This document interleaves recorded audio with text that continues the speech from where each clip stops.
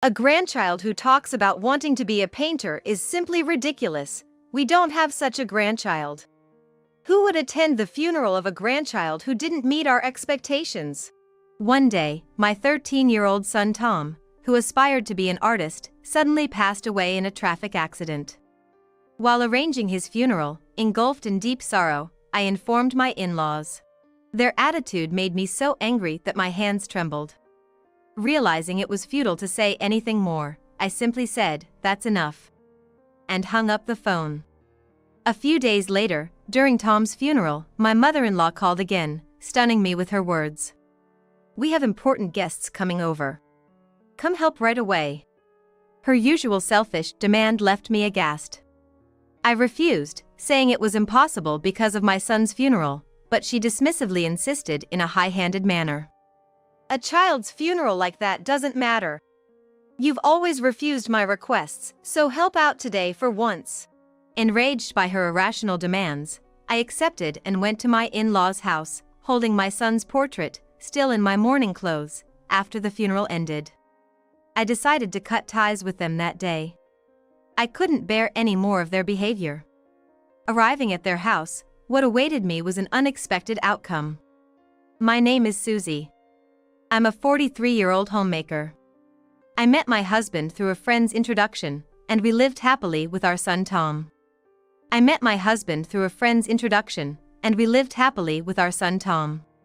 In fact, a certain incident a while back made us distance ourselves from them. I still get angry thinking about it. Our relationship with my in-laws was never great from the beginning.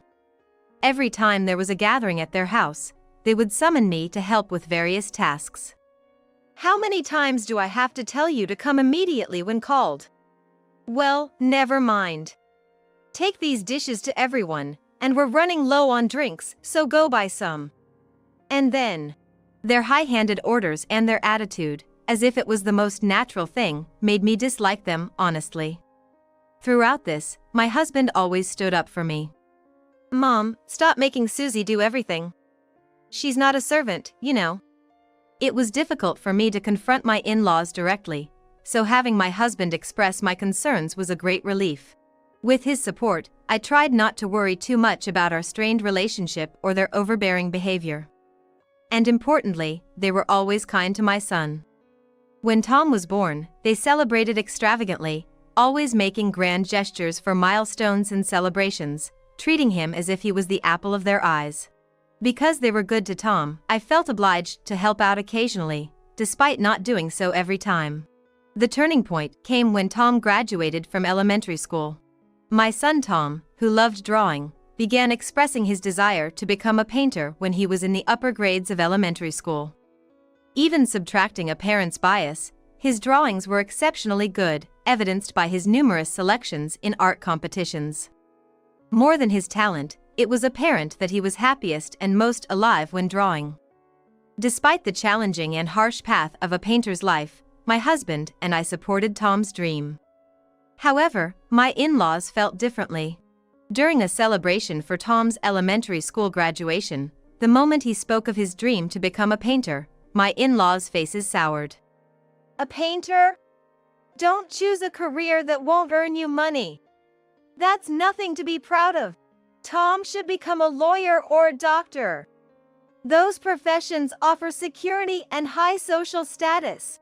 Their previously kind and pleasant demeanor turned into one of anger and imposition. Their reaction left Tom wide-eyed and frozen. Furthermore, they directed their anger towards my husband and me. "What kind of education have you been giving him? How can Tom say he wants to be a painter?" "Exactly. Tom is the heir of our family. He must pursue a respectable profession, or it's a disgrace." I felt like I had been hit on the head. Their kindness towards Tom was only because he was a boy and the heir. They intended to use him for their own pride. Realizing this, I felt intense anger. My husband, standing next to me, seemed just as furious. Tom was scared by the sudden outburst from his usually kind grandparents. We hugged him and glared at my in-laws. "Please don't use Tom for your bragging rights. His life is for him to decide, not you."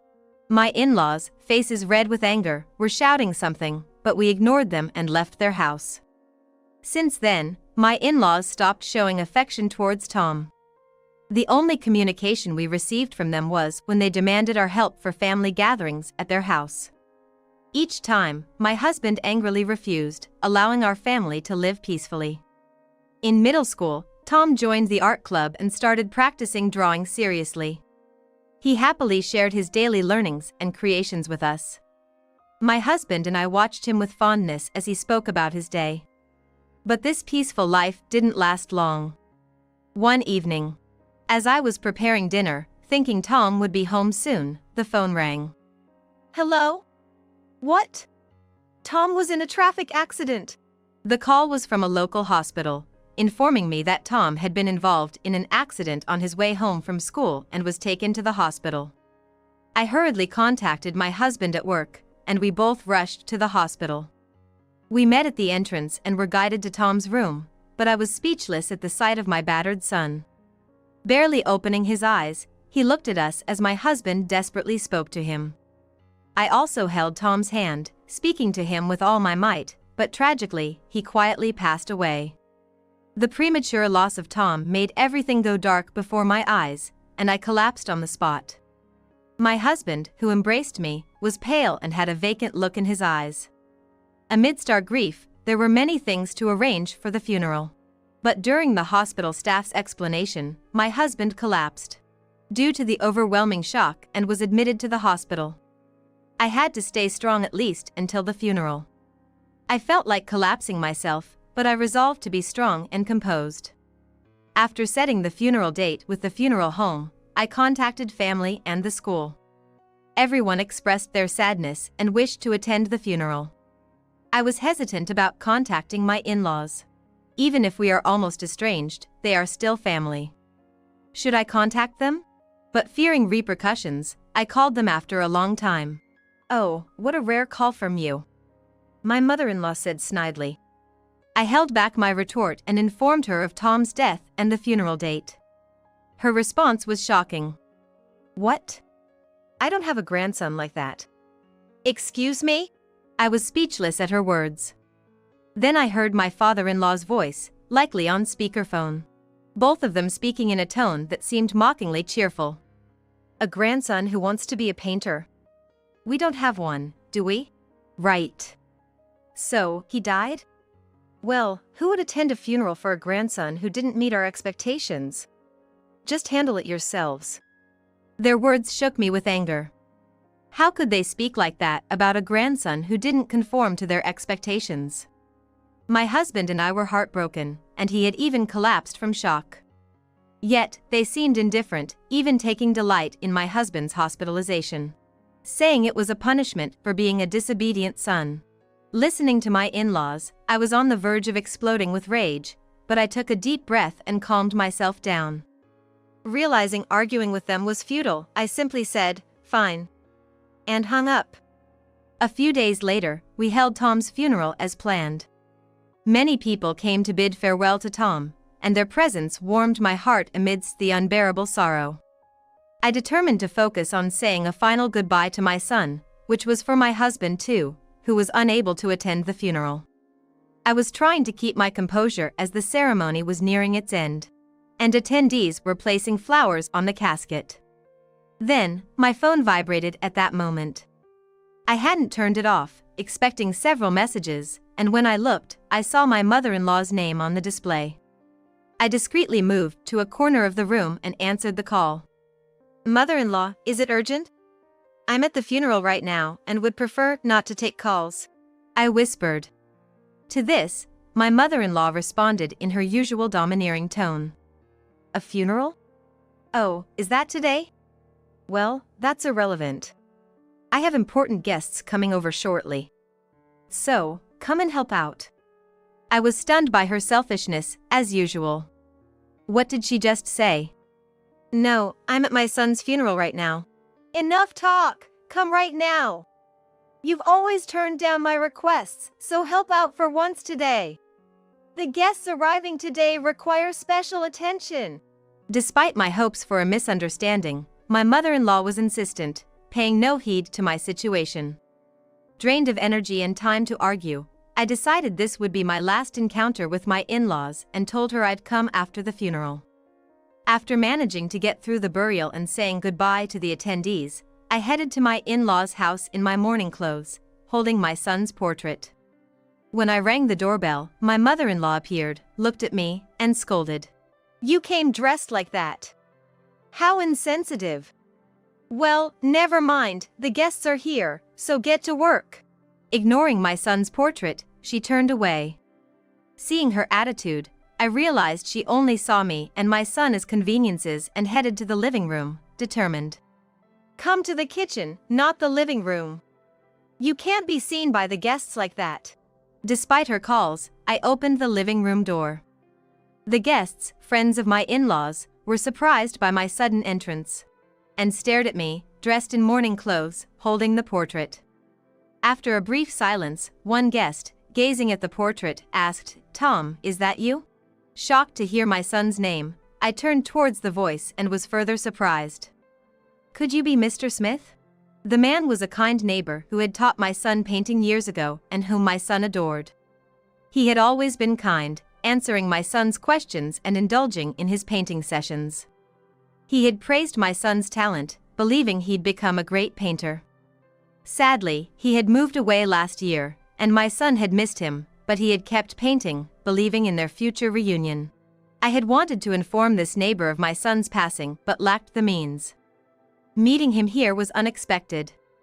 As I was processing my thoughts, the other guests asked him, "Mr. Smith, do you know her?" Wondering if he was someone important. I was about to ask when my mother-in-law interrupted. Susie, I told you to come to the kitchen. This man is a very famous painter. It might be hard for someone as rude as you, but please be careful not to offend him.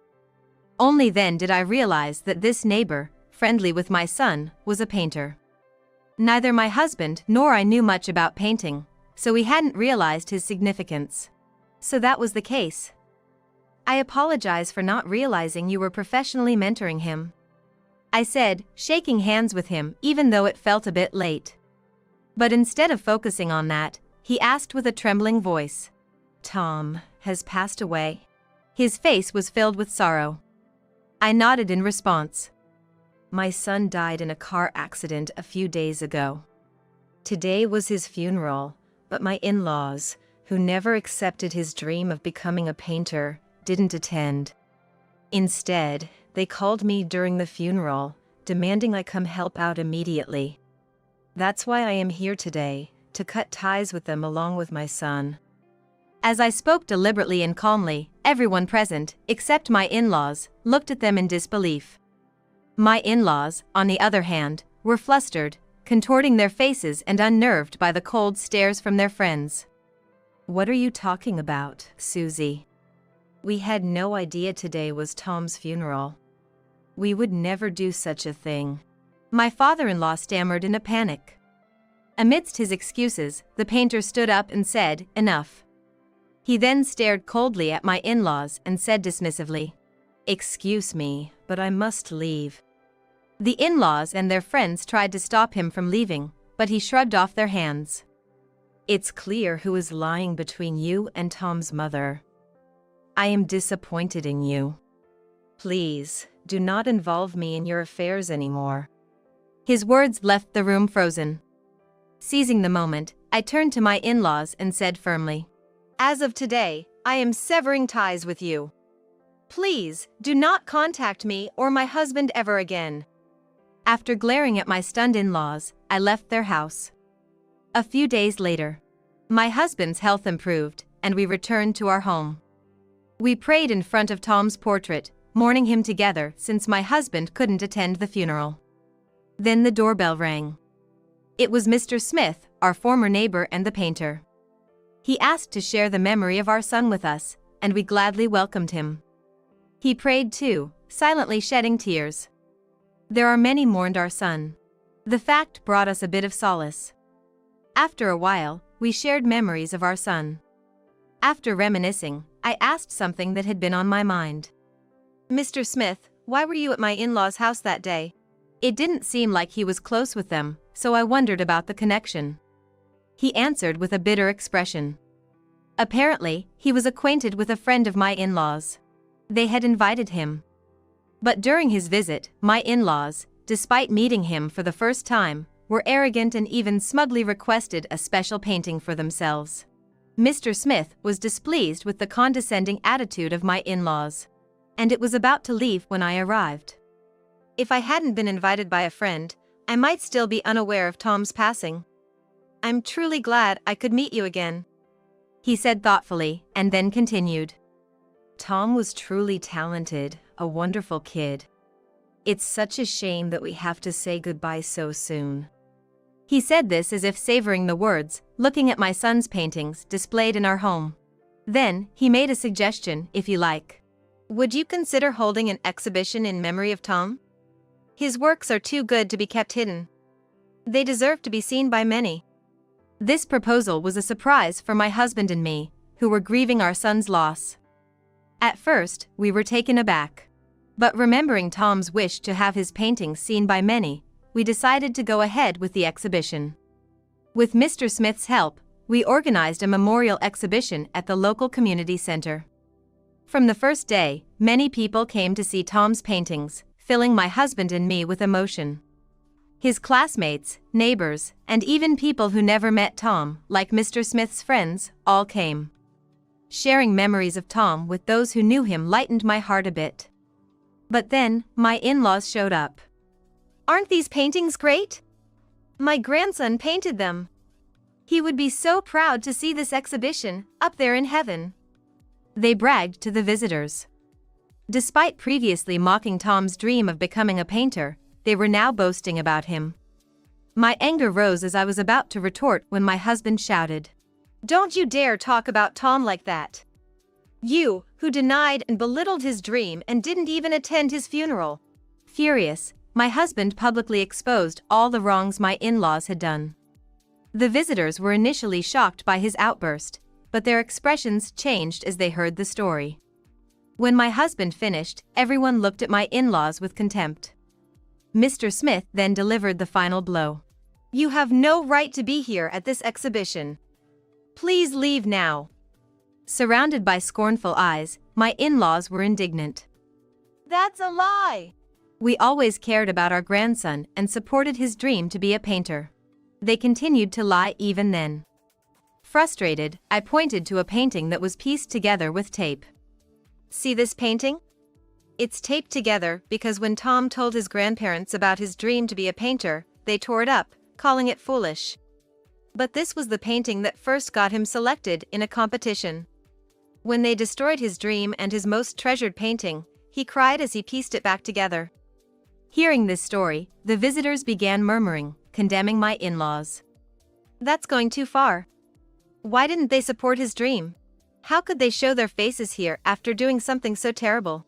Unable to bear the condemning stares and words, my in-laws twisted their faces in frustration and, clenching their teeth, fled the scene like they were escaping.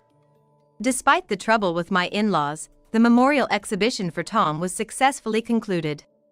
The pain of losing our son hasn't faded, but my husband and I are coping by sharing memories of him. One day, while in this mindset, I received a call from a payphone. Curious, I answered and was shocked to find it was my father-in-law on the line. As I was at a loss for words, he rapidly explained his situation. Apparently, my mother-in-law had fallen and broken her leg, requiring hospitalization. While hospital care was manageable, she would need home care after discharge.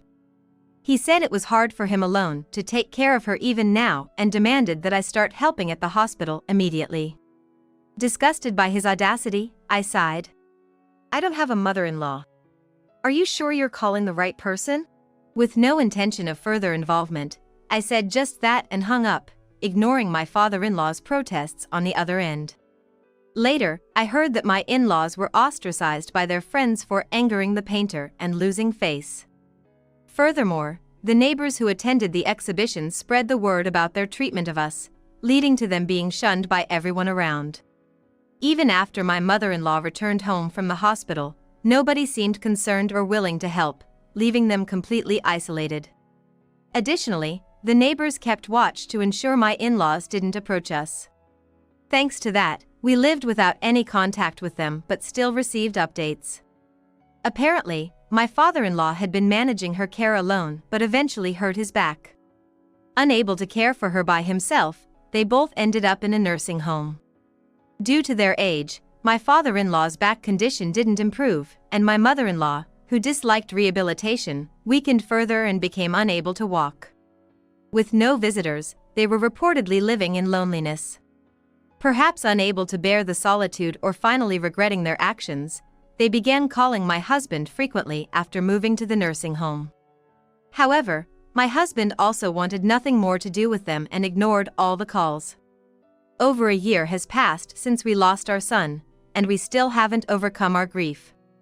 Nevertheless, we're trying to live positively, cherishing our son's paintings and reminiscing about him together. Of all his paintings, we especially cherish one depicting our family of 3. I've placed it in the most visible spot in our living room and pay my respects every morning.